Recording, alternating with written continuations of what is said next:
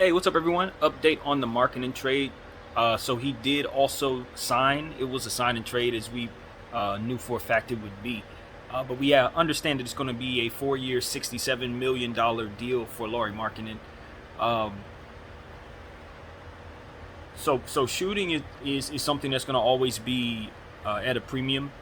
Um, you're going to need floor spacers. Stretch fours are going to continue to be of importance in this league. Lauri Markkanen is a lottery pick a couple years back. Injuries kind of set him back. If you watch my video, you kind of know what I think of this deal.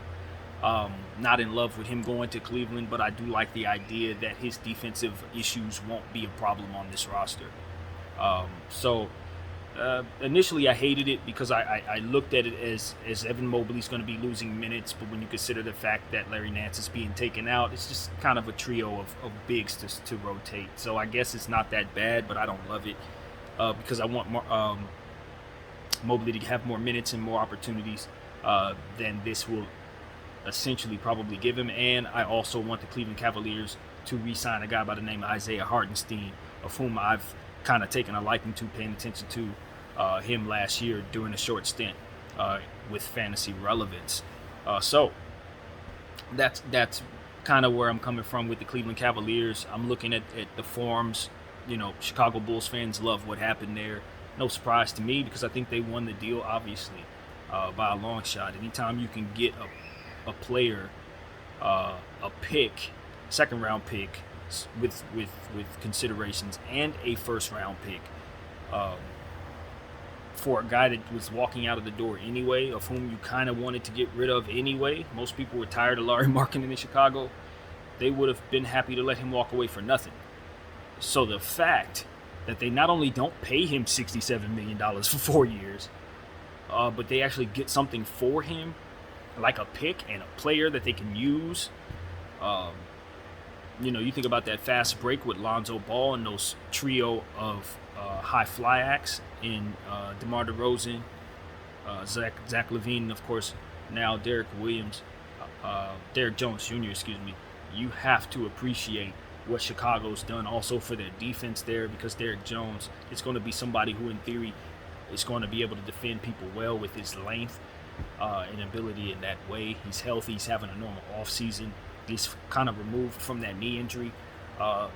So there's optimism that he can come in and play a role for this team. And I have questions about how many minutes he'll get. It is a lot of mouths to meet. There are a lot of mouths to feed in Chicago at this point. And I think they're playing for something. So I don't know if you're going to be looking at him to really do a whole lot for you. But when he does come in, you best believe you're going to be entertained, because he's going to dunk the ball very well. So big win for Chicago. Lauri Markkanen, back to that situation. $67 million, 4-year deal. In theory, you're paying for his ability to shoot, and you're expecting his trajectory to be much better than it was behind him. You already work into the equation that he's not a defensive player. You're already working into the equation that he's not going to do a whole lot for you, moving the ball and doing all kinds of stuff that you would need point guards, stuff like that to do. Some of these bigs that come into the league right now, they're able to do that. You guys, like, that's another thing that I'm looking at his contract and I'm like, he doesn't do enough for me to value him at that price. For 4 years, I don't mind them locking him up for 4 years. Like I said, I think the trajectory is going to work. I think he does get better, and I think he can turn himself into a real scorer. But I look at him as a guy that's just a little better than like Davis Bertans, to be honest with you. And so you're paying for the shooting ability. I would take a guy like Kelly Olynyk over him any day. Like, that's the way I view a Lauri Markkanen. So he's going to have to play up to the way that we remember him being in his, I think it was year 2, first half of the season before he got hurt. He was putting up some good numbers. He put up 30, string together some nice threes, good free throw shooting. So I know what a good Lauri Markkanen looks like. That's the thing. I know what that looks like, but it's been a very long time. It's just like Porzingis. I know what good Porzingis looks like, but it's been a very long time since you've seen it, and you don't want to invest too heavily in it, in my opinion. But for the Cleveland Cavaliers, particularly, if he's coming off your bench, you know you have these two stilts. You have a role for him. in theory.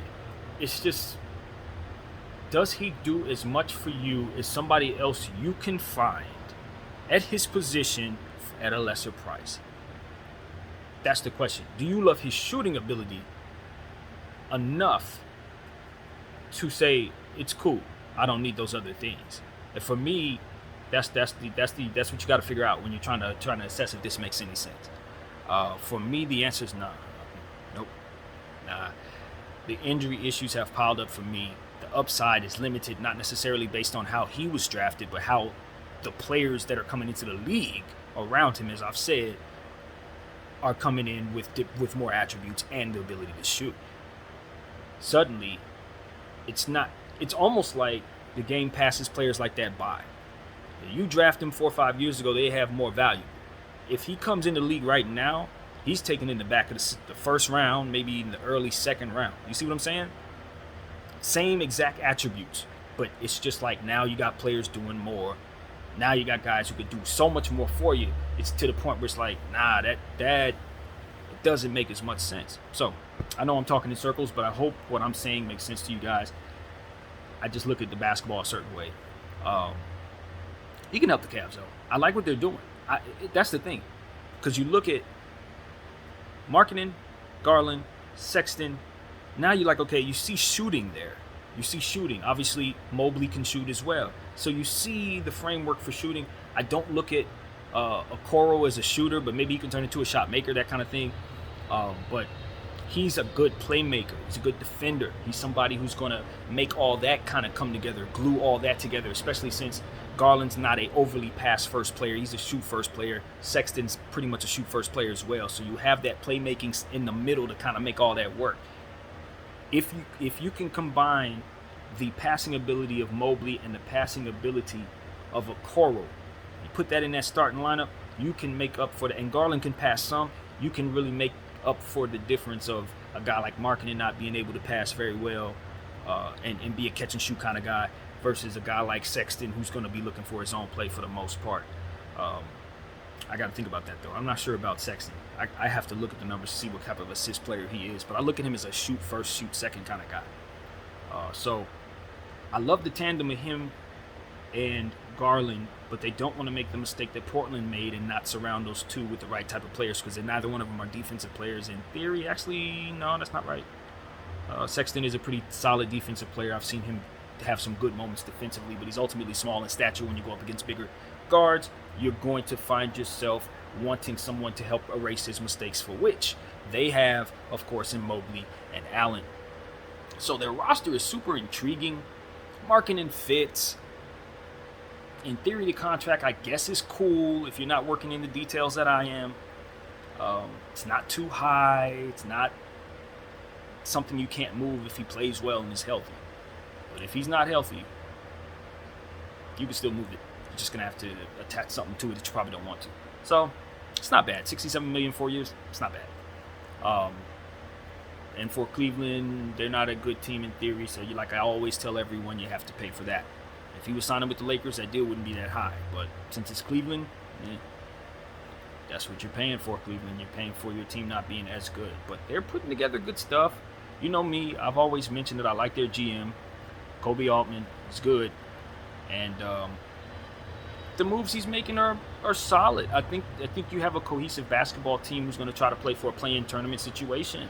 I look at the Eastern Conference and say the Cleveland Cavaliers are a team that you have to deal with. I really do believe that. And if all of their players have career years, they could actually be a play-in tournament team, really. I can't see, even if everybody plays up to their highest potential, I really only see them making the 8th spot at the highest just because of the logjam of so many good players and teams in the Eastern Conference. Now, had this been maybe 2-3 years ago, they would be in that top 8 for sure, probably in that 5-6 spot. But right now, very, very competitive Eastern Conference. They're going to be outside looking in, but they're going to be a competitive team, and that's a good thing for them because that means they're going to get another lottery player, assuming they have their pick next year, and that's just adding more talent to an already really good core. So, as I say about the Rockets, I say about the Cleveland Cavaliers. Those are two cores that I really, really like at this point. Markkanen is actually added to that in some ways, if he's at his best, he's a shooter. Boom, boom, boom, boom, boom. 3, 4, 5 threes a night. He is elite in that way if he's right. But he hasn't shown that pretty much ever. So you're hoping that you can get him into a space where he's comfortable. Yeah, that's what I got, man. So, what are you gonna do? It's warm. I'm warming up to the Markkanen to Cleveland thing. I'm warming up to it. But it is what it is, man. My name is BDF44. I think that's all I want to say about that. Larry Nance going to Portland's pretty good. Chicago wins the trade. That's what we got. Thanks, y'all.